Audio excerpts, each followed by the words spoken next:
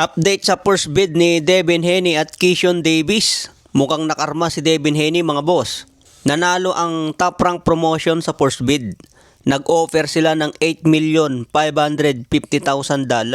Nakalaban nila ang takeover promotion na ang offer lamang ay $2,350,000.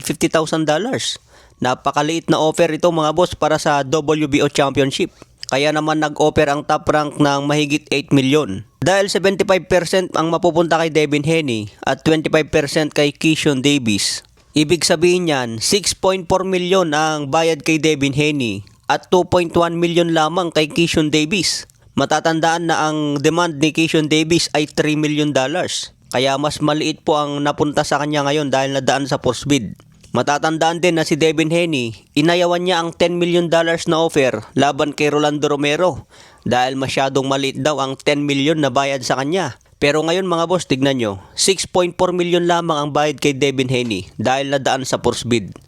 Ganito po ang mangyayari kapag ang mga promoter ay nagtitipid. Walang magagawa si Devin Haney dito, hindi makapag-demand ng malaki dahil first bid na ang laban. Kung gusto kumita ni Devin Haney ng malaki, pwede niyang bitawan ang WBO belt at maghanap ng ibang kalaban. Sabi nga ng WBO pwede naman bitawan ni Devin Haney ang titulo anytime kung ayaw niyang lumaban para sa 6.4 million. Mas malaki pa ang bigayan ng Zuffa Boxing dahil 15 billion ang binayad nila kay Conor Ben laban kay Regis Prograis. Isang laban lang yun mga boss, 15 million agad.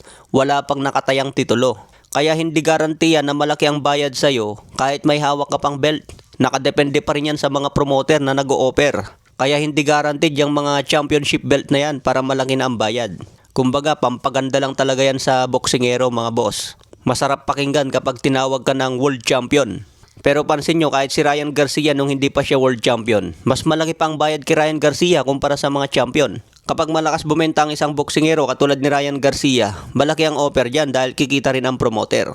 Kung katulad nila Devin Haney, Shakur Stevenson, na hindi pabor sa mga fans ang kanilang estilo, kahit world champion mga yan, hindi pa rin mabenta kung ayaw ng mga fans. Sa iba pang balita, General Casimero pinost ang isang larawan kung saan sinabi niya, "Hala, sino to lumuhod? Baka kilala nyo to." Sabi pa niya, practice lang yan mga boss, isa yan sa pagsasanay o paghahanda or sinasanay na paano ka luluhod.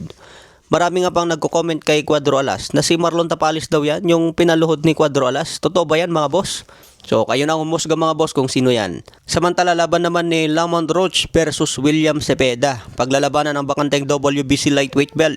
Nagbigay ng prediksyon si Shakur Stevenson at sinabi niya na tataya siya ng malaki kay Lamont Roach. Dahil tingin niya yung estilo ni Lamont Roach ay kayang kainin ng estilo ni William Cepeda. Okay mga boss, yan lang muna natin balita. Follow for more updates.